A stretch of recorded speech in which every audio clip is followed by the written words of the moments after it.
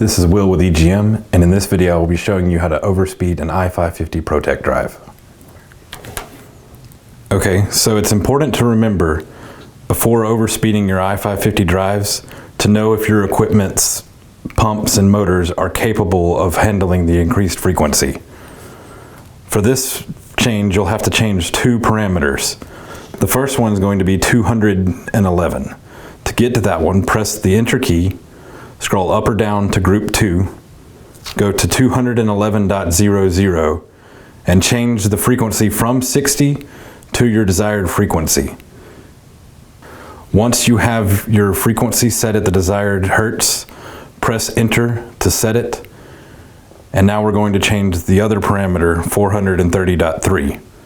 Use your back arrow to go back out to the groups, scroll up to group 4, enter into that one until you get to 430.xx, enter into that one, scroll up to 430.03, and change that frequency to the desired frequency. Once you get to the desired frequency, press Enter to set it, then press Enter and hold it again until the screen reads p.saved.